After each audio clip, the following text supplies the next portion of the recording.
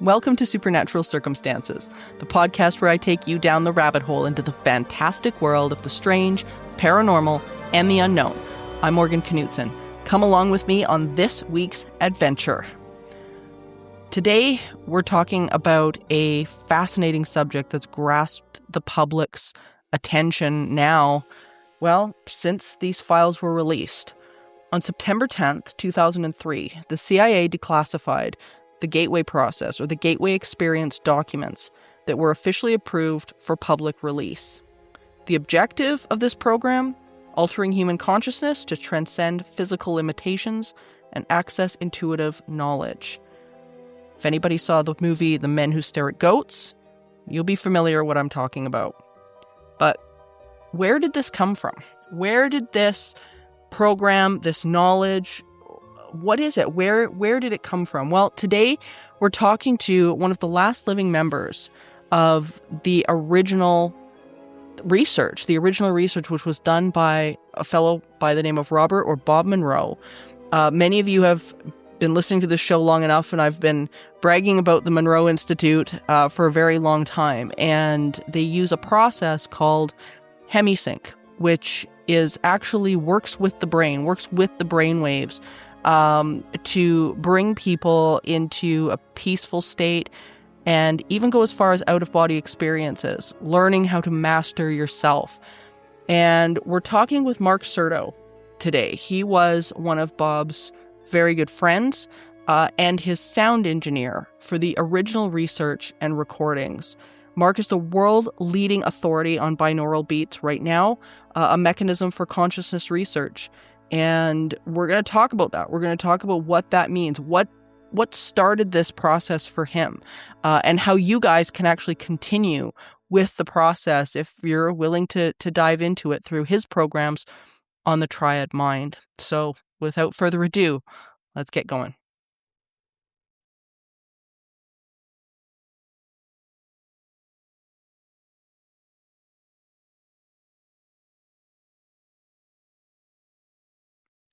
Well, Mark, I'm really, really glad that you could do this with me today. So first of all, thank you so much. We're already halfway into our conversation and I hadn't even hit record yet. So this is great. But thank you so much for being here and doing this and sharing what you have with the world, with everyone. Well, it's a pleasure to spend the time with you. Thanks for the invite. Oh, this was such a long time coming. Like we should have done this so long ago. And what really got me going in the idea of this conversation initially was what we had noticed, I think very recently, where there were so many, I don't know whether it's like websites or popular culture or whatever it is online decided that they were going to grab onto the Monroe Institute and Robert Monroe's work, and they just seemed to be pulling what they thought was his work and facts and skewing things and whatnot. And I just thought we got to have a conversation about this to sort of set some of the records straight. Like, what are your thoughts when you see some of that? Because I mean, there's been so many little blurbs come up on these sort of new age websites that I've read, and they're just completely misconstruing what the Monroe Institute and you guys were doing. Oh, so what are my thoughts and feelings on that? Dare I ask? I'm big on truth. I'm big on accuracy. The truth is that people's perceptions and conclusions are their own. Yeah. There's nothing I can do. I can interject a bit of truth from my experience there and from knowing Bob. But I can tell you that even during my time there, during the 13 years I was there and the 7 years in which I was working with Bob, there was a lot of misunderstanding and a bit of lack of direction around what we were doing even then within the body of the organization. Mm-hmm. You can imagine, all right, so I joined the Monroe Institute of Applied Sciences. That was the name of the organization when I came on board. Bob was well known by that point in time for his out-of-body experiences and the books that he had written about them. He was getting known as somebody who had developed a technique to alter consciousness through sound, the technique called Hemi-Sync, Yeah. which had applications greater than the out-of-body experience. Okay? Sure. Some of those applications were in what I'll generically call PSI phenomenon. Part of that is to do with the remote viewing protocols that were examined or enhanced there that have been released, through the CIA document that was declassified. Right. So there was a scholarly approach to mystical things. That runs into conflict. Sure. Religion and science seem to be at odds, and I'm putting those as two extreme poles, religion and science. Mysticism, That's the way I've always seen them as well. Right. Mysticism and PSI, can also be at odds, but is an attempt to unify an understanding of something.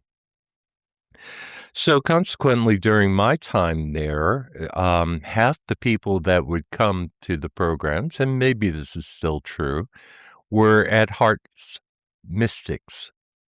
They were seeking answers to philosophical, cosmological questions that have been with humanity for a long time. Another segment were scientists trying to understand what the brainwave consciousness correlates implied, how they could be controlled and put to purpose, applied sciences. Okay. Then there were those who were just coming for the experience that Bob had in his books. Right. So what intention was the Monroe Institute?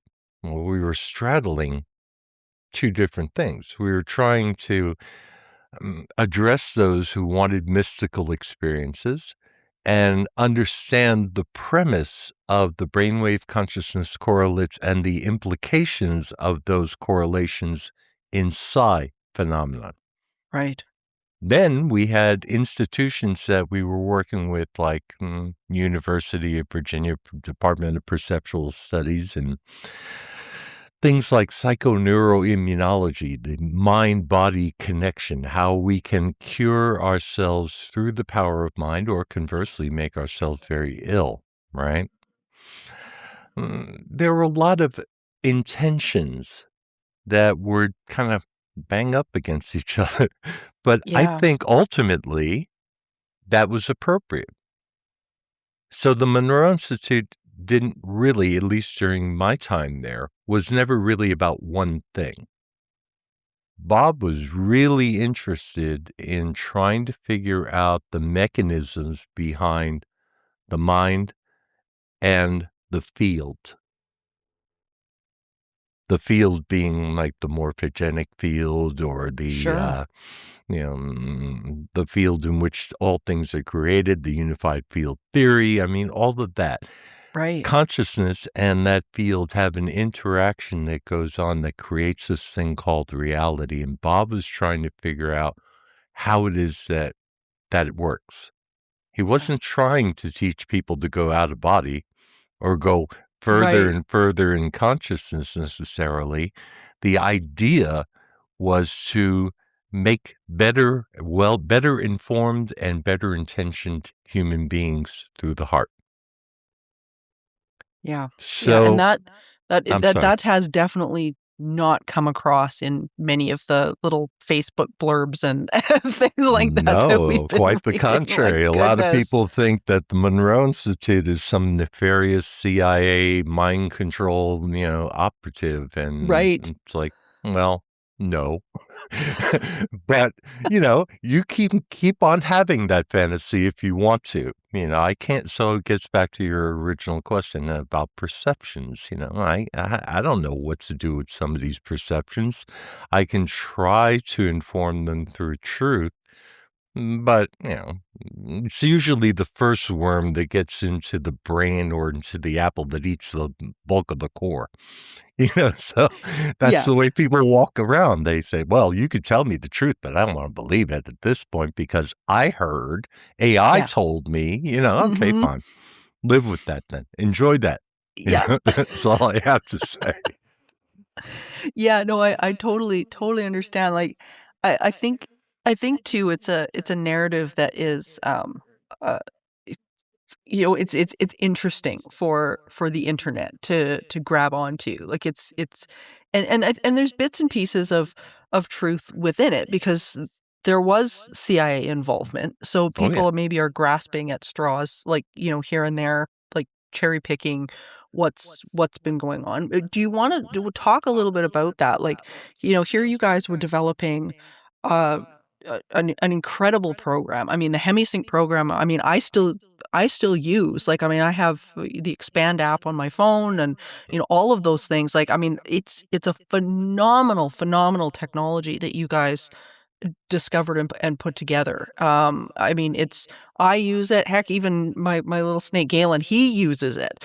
And Alan Evans, bless her heart, Alan Evans and Luigi. When I messaged them the one night because one of Luigi's Hemi-Sync meditations on sleep, I actually played that for Galen when he was really upset during a thunderstorm, and it settled him right down. He was just he went from just being not he was just not right at all, to just settling right down, and Alan was so excited about that she ended up putting it on the Monroe Institute social media page, and told the story, and it's like it's been such a beautifully beneficial thing, just for everybody in my family, and so like we want to talk a little bit about where that where people are getting the government CIA story from.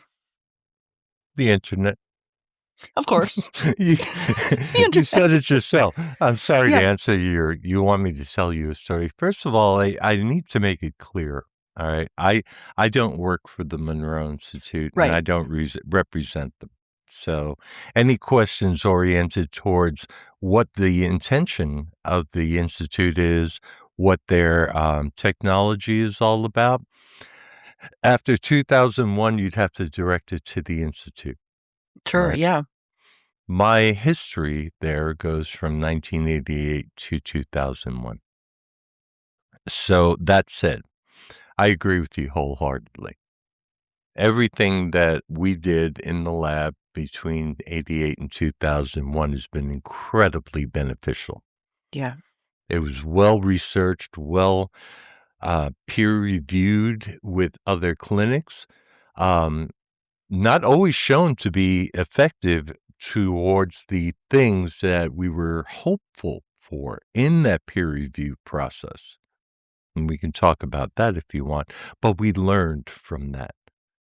It's like, having a conversation with an equal who understands what we're talking about here, who says, yeah, your thinking is right on this, but the data shows that we're not getting those results. However, we can take these results in the lab back to the drawing board and use what we do or use that data to improve what we do. All right. That's what we were doing from 1988 to 2001. Prior to that, Bob Monroe was working completely on his own, and he Right. was working with very archaic equipment. He had a 4-channel EEG called the Mind Mirror. Yes. 1990, I want to say, he made the investment in a 24-channel EEG that allowed us to measure other things like galvanic skin response and heart rate and skin potential voltage.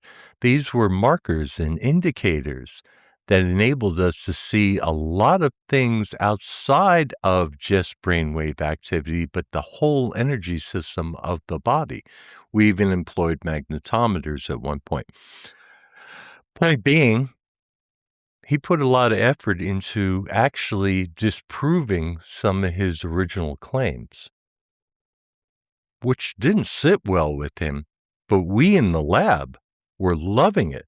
I bet. Because even though we could not prove hemispheric synchrony, all right, you want an internet myth?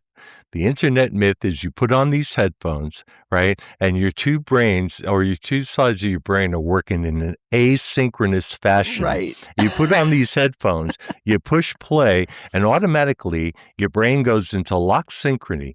That implies whole brain thinking. Whole brain thinking. Wow, that means that you're using your whole brain for a period of time, as opposed to the haphazard way we use our brain all day long. Wrong. Right. None of that is true. and hemispheric synchrony happens more often when you use an entrainment stimulus, if it's well programmed, and we can see entrainment, but it's not garbage in, garbage out. So all those things that Bob was saying initially about Hemi-Sync and that are still, regurgitated on the internet today are not completely true and leave us with a lot of questions. Bob wasn't trying to deceive anybody. He was reporting the data that he got from his archaic measuring devices. Right. Once we could improve upon that, science grows with measuring devices. Consciousness is a mystery, even with all of our measuring devices, even with 100 years of psychology, we don't know anything about it. And we're making progress. Yeah. All right. So things like the CIA document. First of all, I never met a CIA spook in my 13 years in the lab. If I did, they were hiding it. All right. Yeah. Nobody ever said, "Hi, my name is Agent So-and-so. I'm with the CIA." Yeah. I wouldn't want to be part of anything like that. Yeah. The intelligence community, however, the DIA, was very interested because of the remote viewing success that they had. Mm-hmm. Joe McMoneagle, Skip Atwater, people who were involved with the internal inner circle of the Monroe Institute at the time, Scooter's lovely wife. Scooter wasn't intelligent. She was just married to Joe. They wanted to improve upon the skills that could be fostered through the remote viewing program as it was being done in the military community or in the military intelligence community.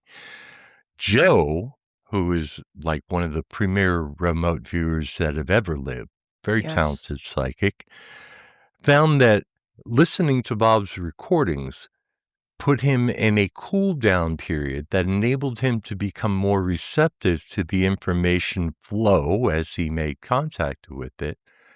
And, that was of interest. I bet. Now, to the intelligence community. Not to mention, there were influences done by a guy named Itzhak Bentov.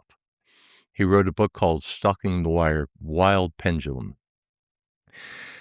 He talked a lot about quantum potential. He talked a lot about mind over matter. He talked a lot about spooky action at a distance, to quote Einstein. And the question in the intelligence community came, how could you apply this in a scientific way? So now we're in the psi function.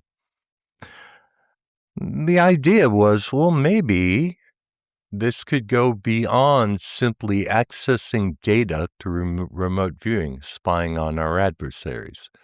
Maybe we can do things with mind over matter. I don't know what kind of intentions they had, maybe, I don't know, you ever see the movie Men Who Stare at Goats? Yes, great movie. Right, Yeah. exactly. Yeah. That was General Stubblebine trying to run through the wall, Right. Yeah. or George Clooney staring at the goat trying to get him to die, Yeah, right, the yeah. idea of a political assassination being done through simply focusing on a picture. Yeah. Well, PSI, has obvious observable phenomenon. It's not 100%. There are too many variables involved to make it 100%, at least at this point in our evolution. But we have the ability to do certain things. It takes practice. It takes intention. It takes a lot of functions of consciousness, we'll call it. You can't really do, in my opinion, you can't murder somebody with an open heart. Right. It's a little bit of a clash of intention there. Yeah, there's a counter intention there, right? And from all of what we can ascertain, or at least, and we're talking theory here, having an open mind is synonymous with having an open heart. Yeah. So if you're going to expand your awareness, right, which we associate with mind, consciousness, to receive or transmit information through this field in order to affect an outcome or receive information that would be otherwise difficult. Yep. Because it's being done remotely, over 12,000 miles or whatever the target was. You can't kind of turn that around. You need an open heart as well.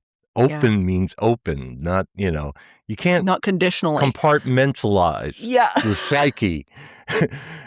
So the idea of killing a goat with mind, or killing another human being with mind, or doing any nefarious action through PSI techniques is kind of a counterintention problem. So when I see all of these CIA nefarious, MK Ultra stuff that's propagated on the internet and people associate the Monroe Institute with it, you ask me, how do I feel? Well, I was involved with that for 13 years. How should I feel? I feel like smacking somebody into sensibility, but that ain't going to work. People get what they get, they believe what they believe, and new information isn't going to change that. Yeah.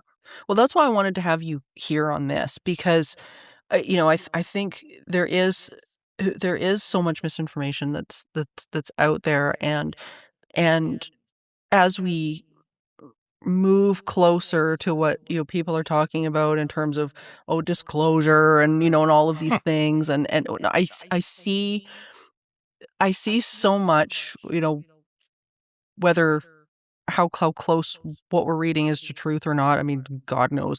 But I see so much of that same fear mongering about consciousness research and the stuff that you and I have hold so dear to us, that it's something that is, to me, is precious. It's in enlightenment, I guess, in the best use of the word.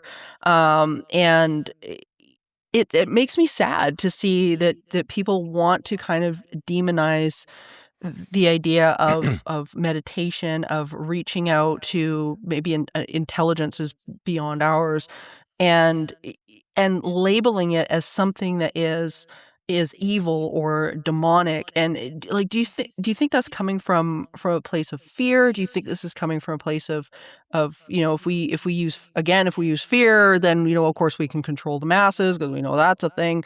Like, like, what are your thoughts on that? That that these types of this type of research that you were involved in for so long, and that so many of my colleagues are involved in, that it's getting twisted into something that people should avoid, because to me that just it makes me sad. You're asking me what are my feelings about the use of fear? In short, yeah, It's an yeah, effective tool. yeah, It's an effective tool. I mean, think back to when you were a kid, right? You were running around exploring everything, and there were certain things that you were reprimanded for. Well, there were consequences to certain actions you learned, right? It's an effective control mechanism. yeah, Then there's fear of failure. I mean, there are what I'll call existential fears, like fear of failure. Where does that come from? Think back to when you were a kid. Everything in your life in school was all pass or fail, and there were repercussions. right, It limits behavior. It limits perception. It limits fear is the it I'm referring to. And it's also simultaneously somewhat salacious and tantalizing mm-hmm, to the human psyche. yeah, Forbidden fruit, right, you know? yeah, I don't want to get too deep into religion here, but I never quite understood the fear of God. I have I agree, I have a problem with the idea of love and fear being somehow balanced. yeah, All right. The love of whatever one's perception of God is what drives me towards seeking my understanding and unity with that divinity, my perception of it.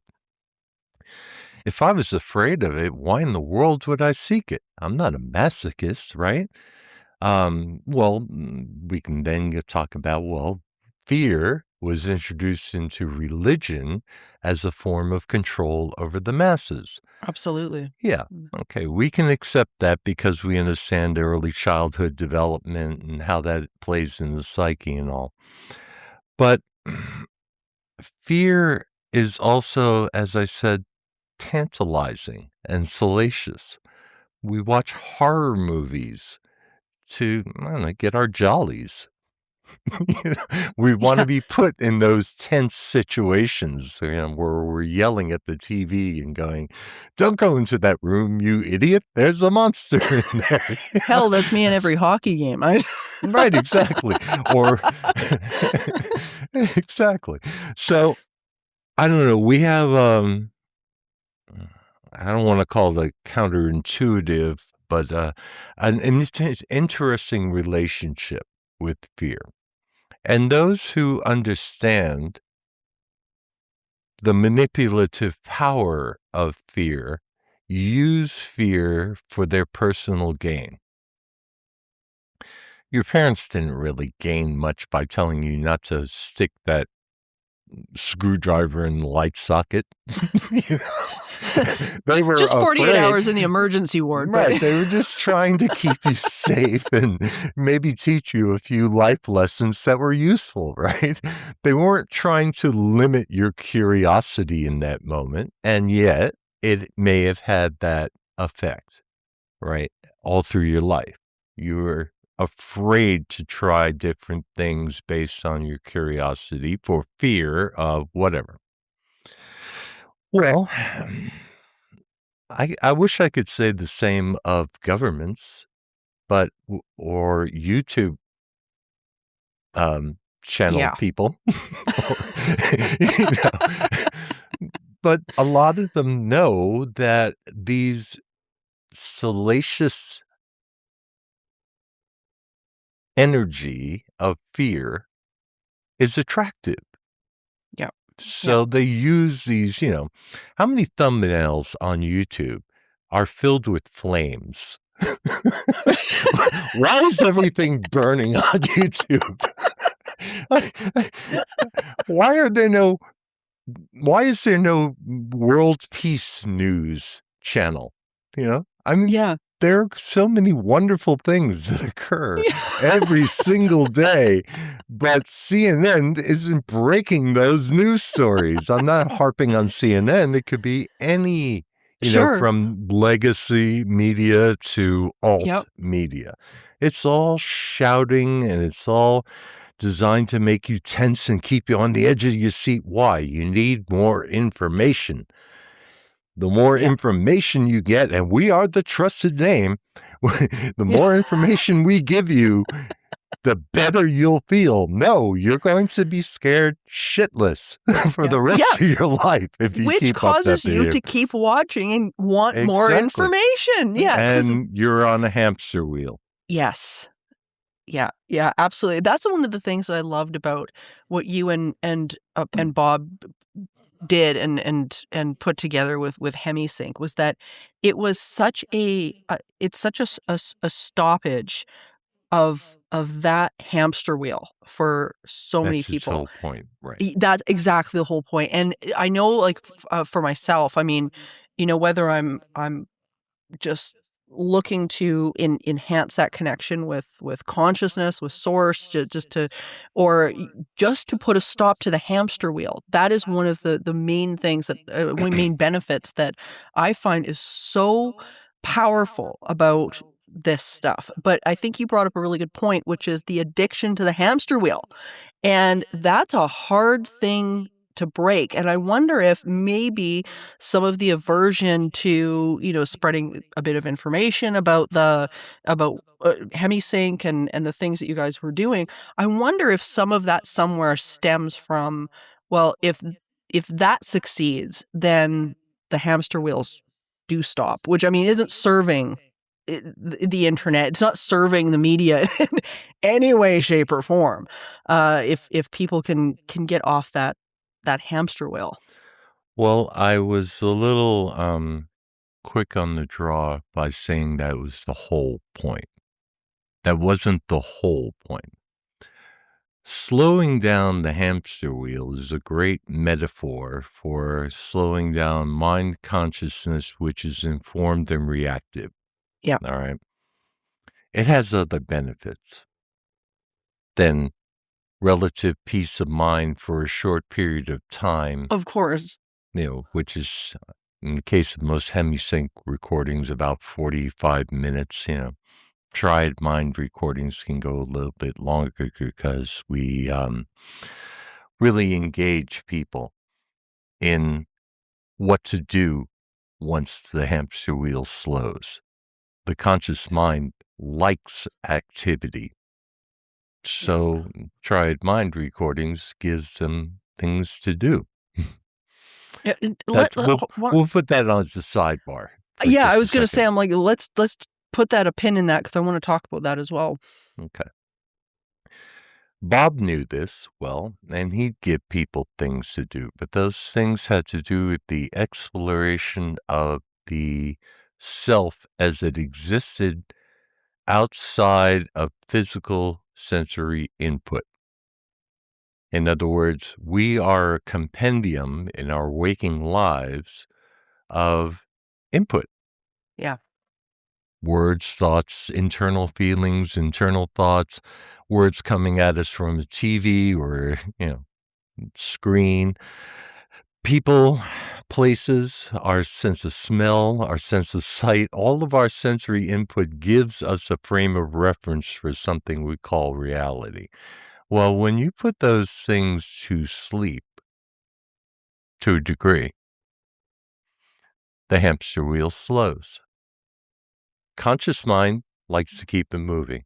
Yeah. Keep it lively. We got 16 hours here to operate. Let's keep going, right? Well, that other third of your life, sleep, is lights out, nobody home. All right? You're not engaged until you dream. Well, Bob was very interested in sleep research. That's how he started off with his out-of-body experiences.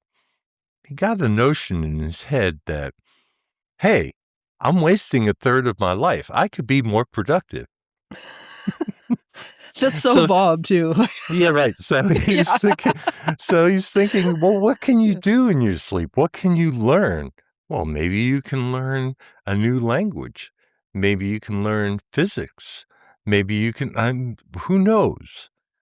The question then became, well, how do you induce sleep and create, an information flow in your sleep? Does the conscious mind have to be part of that information flow? All these questions emerged.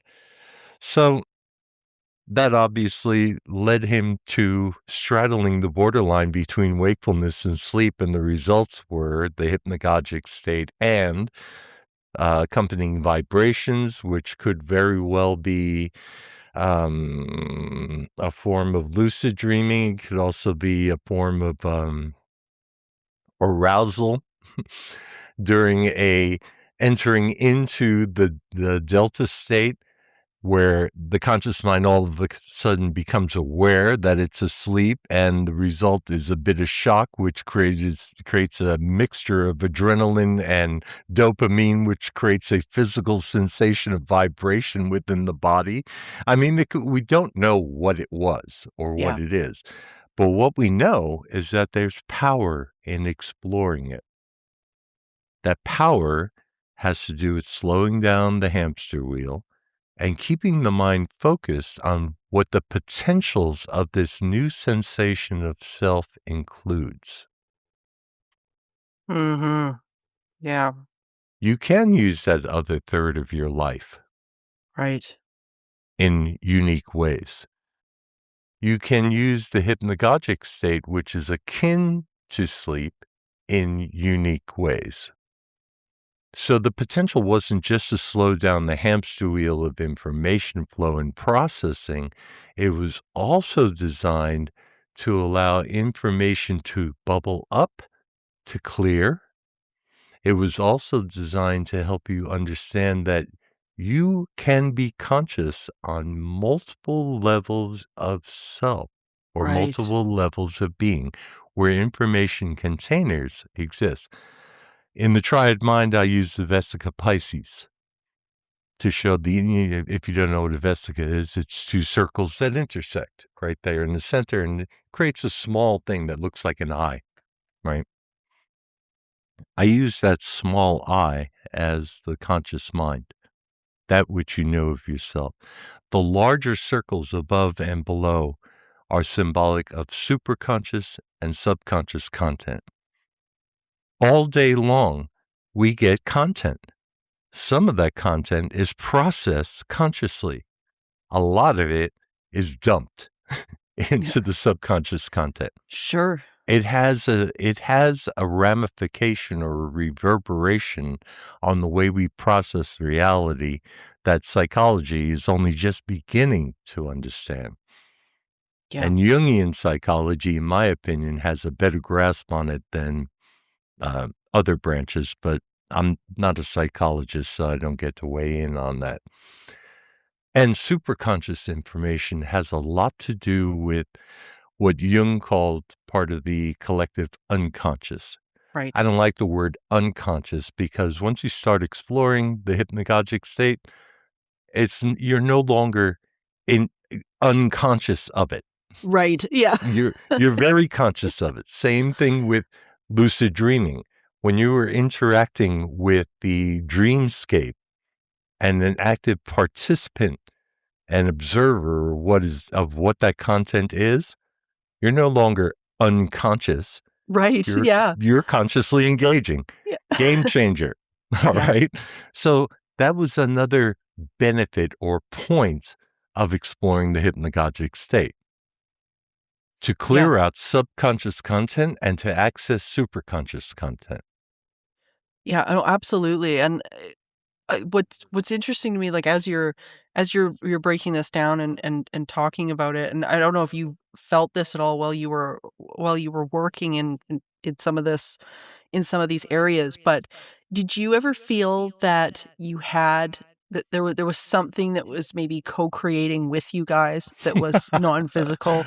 Like there's an intelligent because yeah, right. But that just through all my years of consciousness research and working to establish those connections in just various areas, like I know that I am assisted, that there's been connections that have been made that have been really, really powerful. And I mean, obviously you guys must have come across that as well. Oh, yeah. Yeah. Oh, yeah. Oh, yeah. What do you want me to say? Do you want me to expound on that? Like, what is that? What is inspiration? Like, Where does it come from?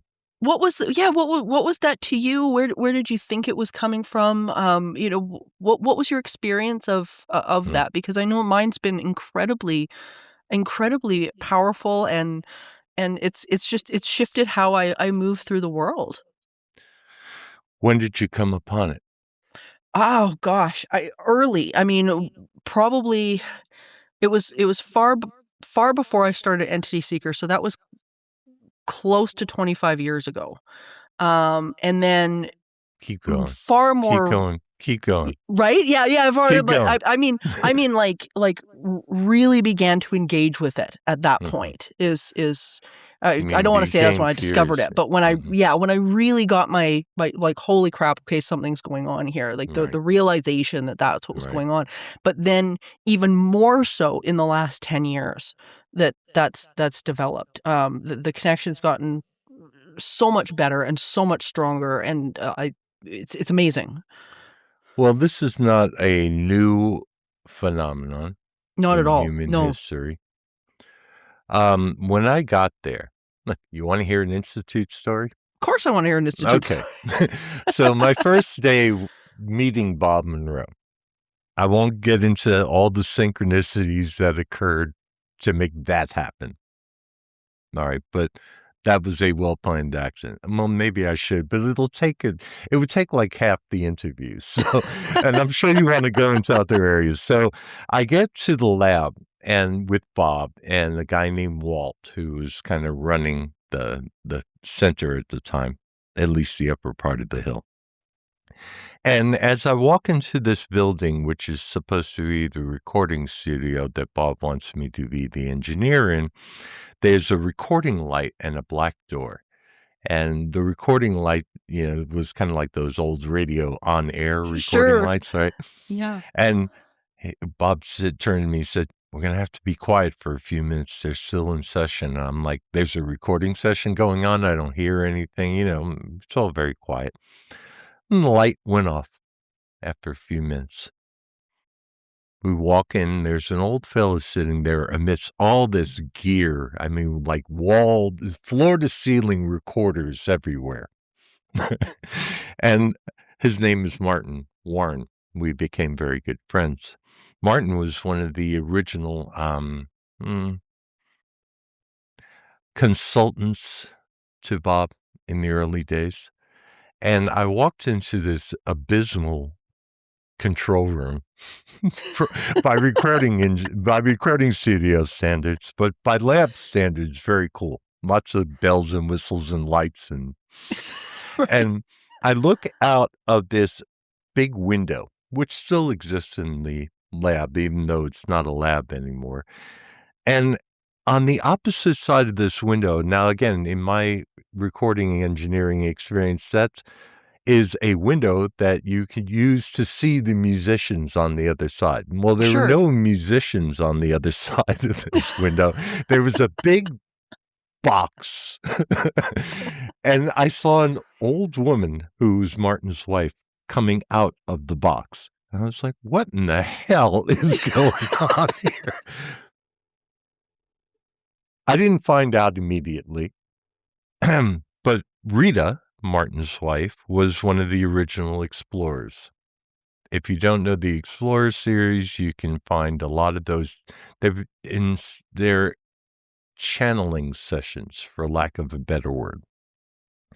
And the idea was that Bob was trying to access the wisdom of experienced explorers in altered states who would actually allow this information from external sources to embody them. And the session that was going on between Martin and Rita was in an altered state of consciousness, and I cannot remember the name of the entity, if there was an entity that actually came through her. I have different thoughts about channels and what that actually is. But Martin would ask questions, and Rita would proceed to, much like channelers do on YouTube nowadays. There's lots of them, right? So the channeling phenomenon from the Monroe Institute perspective back in this 1988 was about information gathering towards the understanding of the nature of reality and consciousness, the relationship between the two, from the perspective of an inquirer and who allowed, and an explorer who allowed some non-physical intelligence, we'll put it that way, report through. Well, this is very intriguing to me. I'm 27 years old. I'm thinking, where in the hell am I? What did I get myself involved in? And who are these weird people? And why is that woman talking in a very strange voice? For some reason, channelers also, their entire personality changes. So this is pursuant to your question. Where does this information come through? The inspiration, what drives it? Was there a non-physical? Yes is the answer. Yeah. And maybe no. Right. Maybe it's not about other personalities or entities who are non-physical trying to inform those who have a million questions, who live in the physical, about the etheric plane or the astral plane or any of that stuff, right? Maybe it's more like a communication with another aspect of self that lives on a different timeline in a different dimension. Sure. Yeah. Now we can start applying quantum physics and quantum theory to a metaphysical principle. Yeah. Or a metaphysical construct.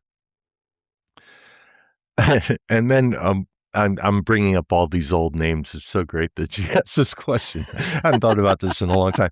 One fella there who was very involved in the lab and was a good friend of Bob at the time, a guy named Dave Wallace. He was a former engineer for Lockheed Martin, radio engineer.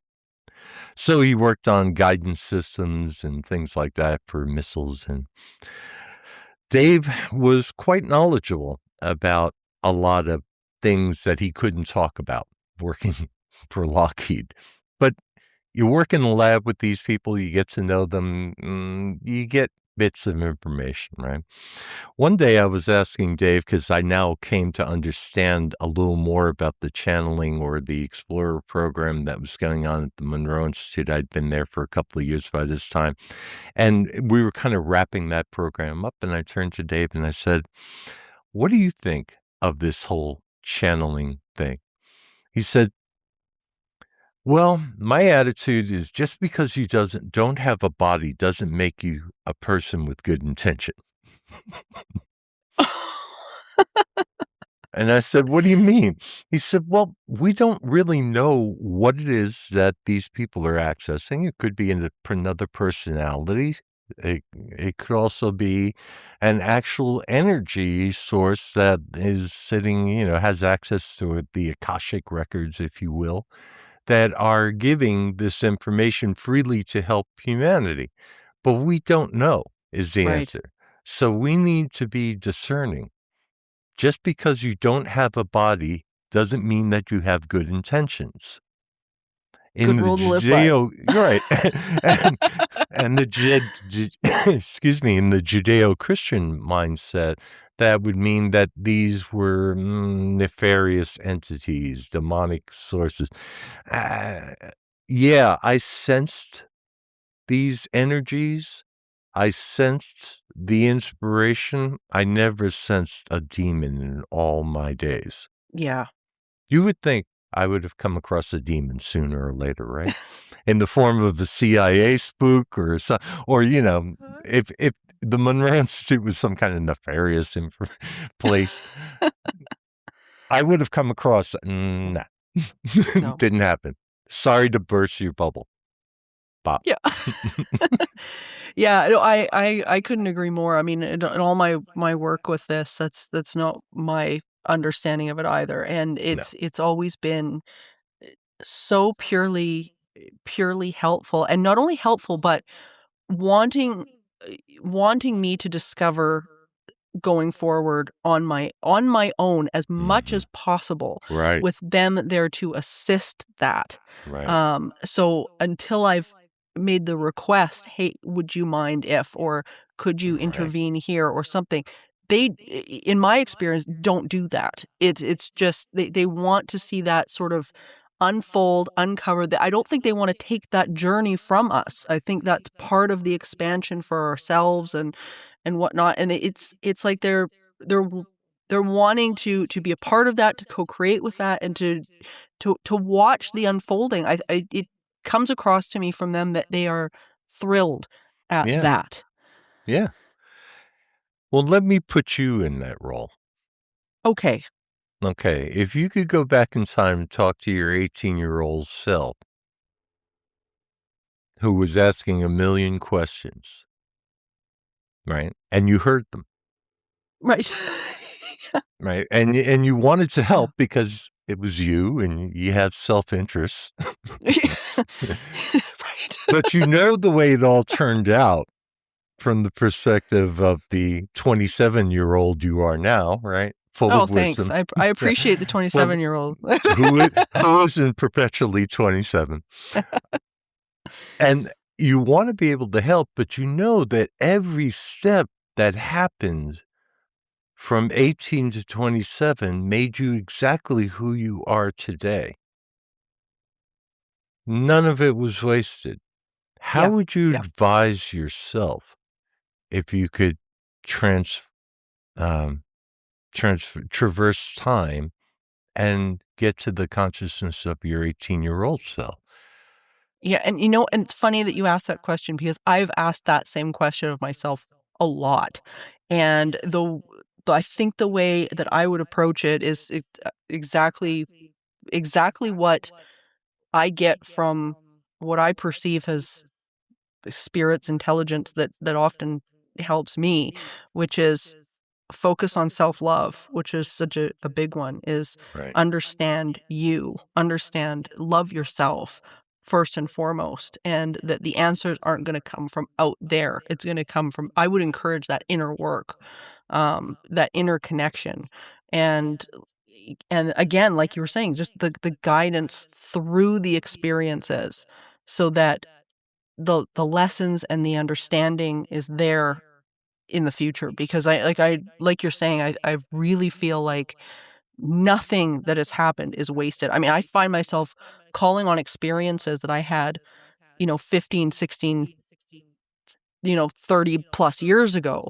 And even if it's a skill that I've learned that now plays to this time period, and I know that the experiences I'm having right now are going to be important later on.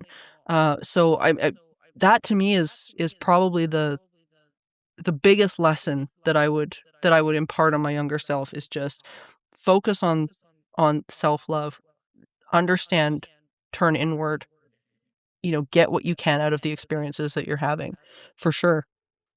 Would you correct certain things?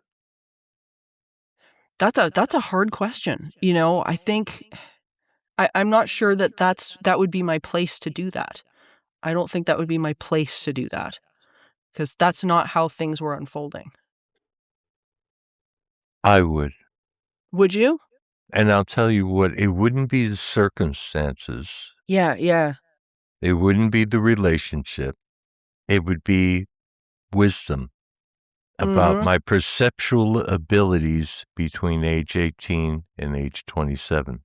I like that. I And when really you like get that. to my age, which is 173, Don't give it away, Mark. Don't give it away. I don't mind. I like being 173. I'll be getting Medicare for many years to come. When you get to a certain place, you learn that your perception of time and your perception of circumstances is under your control.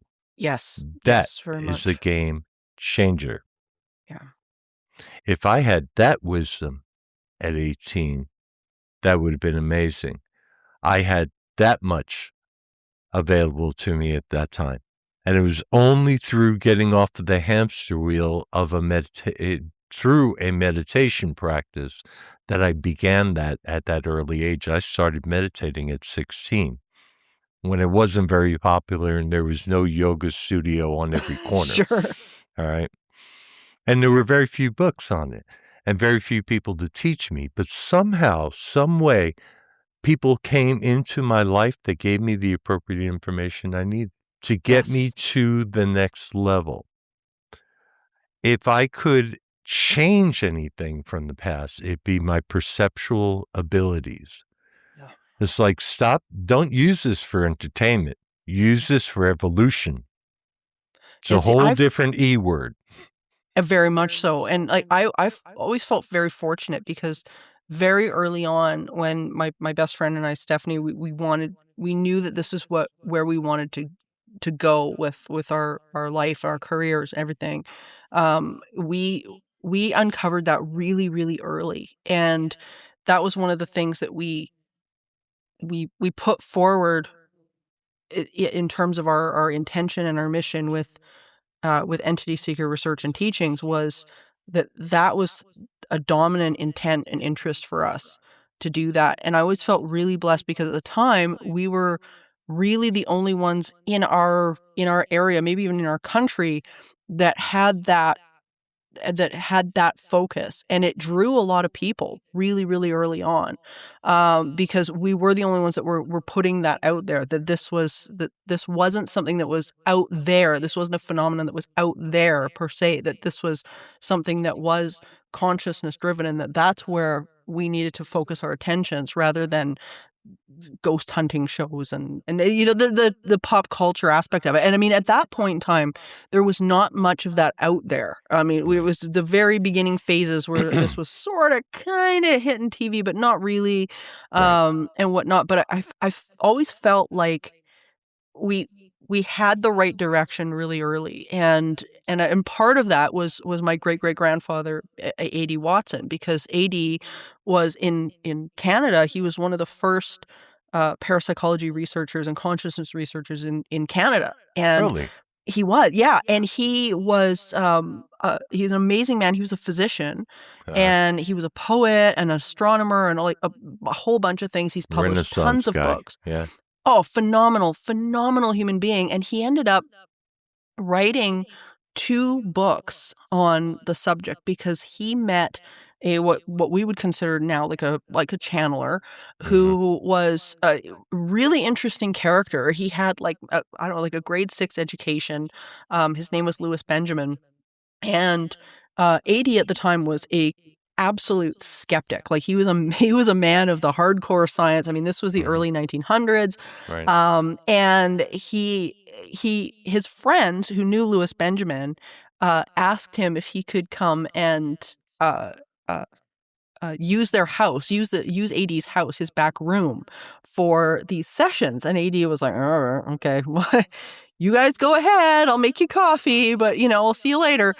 And so anyway, week after week after week, this was going on. So finally he was like, what the hell are these people doing back there? I'm going to sit in on it to see what the hell's going on.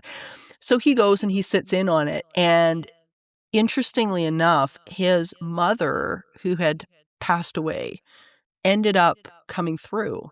And Louis Benjamin, he didn't know AD. He didn't know AD's mother. I mean, they weren't related in any way whatsoever. I mean, there was no way this guy should have had this information. But not only did he deliver the information, but knew AD's nickname when he was young, like all of this stuff and he was like, okay, there's something going on here. Like something's going on here. I don't know what it is, but something. Right. And so he began sitting in on all of these sessions and transcribed everything. Mhm. And the stuff and the wisdom that was coming out of this room, I mean, it was so far ahead of anything that was going on at that point. I mean, to the point where people on the outside were like, "Okay, AD's lost it. He's a quack. He's crazy." We look back on the writings now, and it's like this is incredible. This is exactly what we know now as people in 2026. But I mean, he was just an absolutely phenomenal human being, and he never said, okay, this is what it is. But he said, this was my experience. He's like, I believe that this is what was going on. But, here's the books. And if anybody's interested, the book is called The 20th Plane. And then the other one was Birth Through Death, The Ethics of the 20th Plane. And they're available on Amazon for people if they want to get them. But the writings are just remarkable. And so I'm really blessed that I had somebody like very early on to be like, hey, check this out. Go It's in this your way. DNA. Yeah. Yeah, very, very much so. And it's just, just phenomenal person. And he's taken so much heat over the years for it. But yeah, he definitely is one of the founding fathers of it here in Canada for sure. So I'm curious to know where your question came from. Did I ever notice the presence of some influencing non-corporeal intelligence that was moving us in the lab? Where did that question come from? Well, exactly that. Interesting question. Yeah, exactly from your that. experience with AD. Absolutely, and my experience with different entities that I've experienced going through this, AD being one of them, and it's I mean, I wouldn't be doing any of this, I think, without them. I mean, I get inklings of guidance and all of that. Like, I definitely do not believe I'm doing any of this by myself. Right. Even at the end of every podcast, if people listen to the very end, I always say this is a production of Entity Seeker Paranormal Research and the 20th Plane, and because they're a part of it. I mean, they're absolutely a part of it. This is it's all everything with this is a co-creation. It has been for me, and that's why I asked you, because this is definitely not an individual thing. No, and it wasn't exclusive to my experience at the Monroe Institute lab either. I believe that. Oh, it goes on all day long. Yeah. I feel like all day, every day. I feel like I don't know, a puppet at times. Hey, we'd like you to shut up. Yeah. I have free will. Watch me not do it. Then I end up doing it anyway because it's a really good idea. Look, I'm a spiritual wise ass, I guess. I don't know. I like to pretend that I'm separate from all that. How's that going for you? Playtime is playtime. It has entertainment value, I should say. It does. Well, we're almost wrapping up here, and I would love for you to talk a little bit about the triad mind and talk about how people can join in on that, because it is a phenomenal program that you've put together. Thank you. That's very sweet of you to say. It's well informed by all sorts of. I stand on the shoulders of giants. My tutelage came from people like Bob Monroe and Charlie Tart, who's one of the fathers of depth psychology, and people like Elizabeth Kubler-Ross, who wrote on depth, and serious minds on serious issues having to do with the psyche.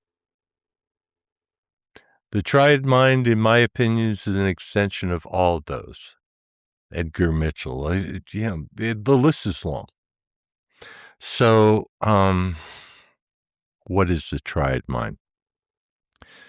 Bob Monroe's gateway affirmation begins with the phrase, I am more than my physical body, right? For most people, that affirmation, the rest of the affirmation sounds like one of the adults in Charlie Brown cartoon. Wah, wah, wah, Yeah. yeah. Say in your mind, say to yourself, I am more than my physical body. Yada, yada, yada, blah, blah, blah. Right. Not me. Bob goes on to say, therefore, I deeply desire to know, to expand, to experience, to control, to use such energies and energy systems as may be beneficial and to me and to those who follow me. Well, one day, me and my wise ass mode went up to Bob, said, okay, Bob, what are these energies and energy systems you're talking about that I need to understand, control, use, et cetera, et cetera? He said, it's consciousness, of course. Consciousness and energy have a direct correlation one to another. One can use one's consciousness to go out of body. If you want to do that, I know plenty of Facebook groups have conversations with these folks all the time because they have questions, questions like, how do I get out of my body? I'm so desperate to get out of my body. I'm like, what are you rushing for? You're going to leave one day. Trust me. It's going to happen. It happens to all of us. While you're here, what are you trying to do? Well, one of the things you might want to try to do is alleviate fear. In order to alleviate fear is to understand fear, where it comes from, what its nature is, how it developed within you, what its benefits are, where its blockages are. So much. One of the things you might also want to do with consciousness exploration is to learn that you are in control of your consciousness to a degree. That is a dual function. You can focus your consciousness, you can open your consciousness. It's like the polarities in anything in reality. And it's up to you. The triad mind is an extension of Bob Monroe's understanding that consciousness and energy are related one to another. That altered states of consciousness have power if you want to use them for that purpose. If you want to use it for entertainment, you're welcome to do so. So I have a website that streams these recordings based on not only what we learned but did not apply in the lab all those years ago, but my continual research since 2001. So you got, if there's 50 years of research or 40 years of research, maybe not quite 40, 36, 38, I've been doing it. And I do it with diligence and knowledge. So all of that research is applied and it streams these recordings. And there are several members. I got probably 100 and some odd recordings up there now. They are all binaural beats. And the reason I use binaural beats and not solfeggio frequencies or angel frequencies or 432 or 5, whatever is because I don't have any science behind all those things. Those are pop frequencies. It's like the Dave Clark 5 versus the Beatles. Okay. Just a whole different thing. We use these frequencies. I use these frequencies with intention. The explorer who listens with the headphones uses them with intention. That intention is to learn to explore consciousness and expand and or focus consciousness to a specific intent and cause. That's using those energies and energy systems. I don't try to teach people to go out of body, but I do have a lucid dreamer program where people learn to explore lucid dreams for the purpose of either healing, complexes that are still existing with and trying to reveal themselves in the dream state, or conversely, go out of body because the out of body experience may be triggered by a lucid dream. It happens all the time. There may be no difference between the two. I don't really know. I'm not here to weigh in. What I do know is the two are related.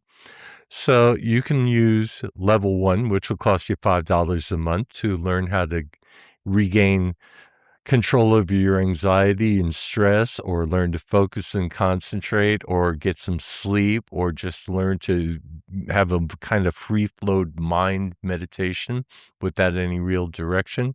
If you're brand new to meditation, level 1 at thetriadmind.com is where to go. If you're afraid of meditation because you're thinking all of these things that you've been taught, on the internet, and you still are curious, level 1's the place to go. Level 2 costs you $10 a month. You get 20 exercises. The 20 exercises are oriented towards self-knowledge, self-awareness, contact with these ethereal beings, which could be you in a future tense. We don't really know. To quiet the mind to a degree, and we'll call them more of the psycho-spiritual applications of meditation. So if you're not afraid of meditation, level 2's the place to go. You can cancel those at any time. If you're really interested in lucid dreaming and resolving interior complexes or having an out-of-body experience, you can do that level. There's a program. We actually meet once a month as well, all the members. We discuss, analyze dreams, and talk about potentials of lucid dreaming application. Then there's the Triad Mind program. Triad Mind program are 3 different programs in 3 different stages. Stage 1 is called Cornerstone. I no longer teach Cornerstone, but it's a home study program that you can do on your own, or if you want a facilitator, I've trained just over a dozen facilitators who are actively having group sessions. You pay a little bit of an extra premium for that, but that's a time and energy, and these people are amazing. Melissa Alverson, Angelica Davidoff, incredible people. The list is long now, and getting longer all the time. I am personally teaching stage 2, which is called Unity, which is a lot more intense. The program itself and all the 3 stages are for using consciousness for 2 purposes: self-realization and self-actualization. Not only realizing that you are a fractal of a much larger consciousness, you're interacting with that consciousness, and you can use it in a specific way, which we call self-actualization. The 3rd stage has not yet been developed, but when it gets there, I will teach it. And I'm also have recently included, because I've studied Kabbalah for 25 years, I've included a new program called Kabbalah in Consciousness. So basically, on the triadmind.com, there are a lot of choices, but it all boils down to not magical brainwave synchronizing frequencies. Right? Yeah. It's not going to make you a magic person overnight because you wore some headphones. That kind of thinking is not only lazy, it's intellectually dishonest. And I'd like to put an end to all of it, but I cannot. All I can do is snicker and say, okay, you want to believe that? Spend the 12 grand and go buy it. I don't care. It's your money. So Well, it sounds it's amazing, and I mean, as I say, what you guys have put together is phenomenal, and I encourage everybody that's listening to, if you're interested and you want to go further with everything that we talk about here on the show. I think the Triad Mind is absolutely the way to go, and to be able to explore this instead of just listening to this show or other shows every once in a while. This is, to me, going to take these people through the program. Experience it for yourself. If you've got doubts, experience this for yourself, because it's amazing. It's just wonderful. it'll change your life if you let it. But actually, Absolutely. it's not the program that's changing your life, it's you. Yeah. The Yeah, program is just absolutely. a tool you're just happening to be using to do that.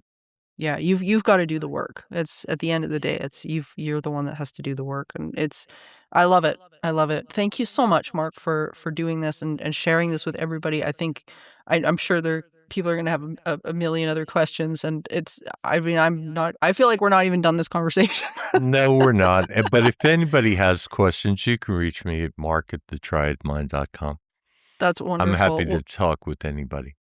oh, that's wonderful. So you guys heard it here first, and thank you again so much for doing this.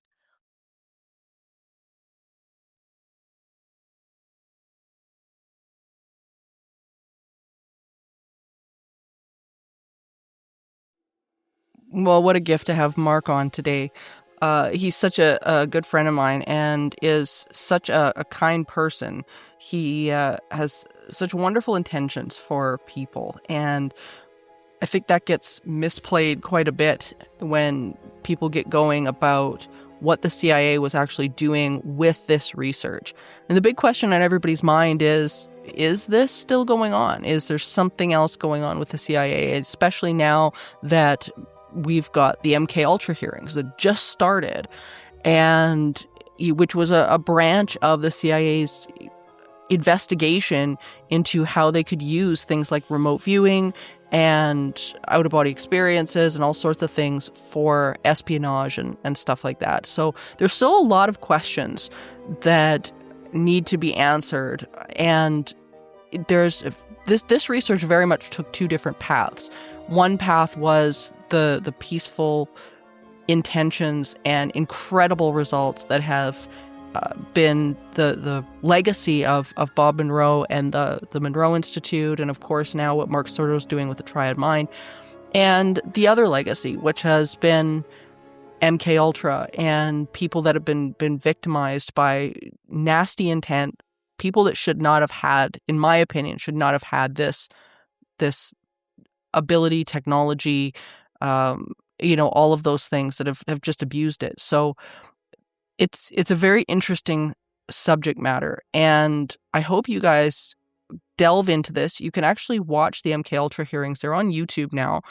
You can watch those in full, and I highly recommend that you dig into the Triad Mind, the Monroe Institute, and see what the pure intention of this research really was and is and continues to be. It's very much life-changing. The programs that these people have put together have really shaped people's lives in a way that I don't know if anything else has even come close to doing. It's remarkable. And you can download the Expand app, which is an extension of the Monroe Institute. You can download that on Google Play and Apple Store and actually involve yourself in some of this for free. It's amazing. There's lots of information out there about it, and it's really phenomenal. I've used these programs frequently, just being able to turn off the hamster wheel, as we talked about. And it really is life-changing. It'll start to not only shift how you're feeling, but because it's shifting how you're feeling, it'll be shifting what you're receiving as well. It'll open you up to communications from non-physical and synchronicities, and doors start opening in your life. It's remarkable just because it's shifting how you feel. But again, it's up to you. You have to do the work. It's always up to the person involved. They've got to do the work themselves. So I hope everybody had a really great time with Mark, because I sure did. And thank you for joining me on this eerie expedition, my dear listeners. And remember, there is no line between the natural and the supernatural. All is consciousness. Until next time, stay curious, friends.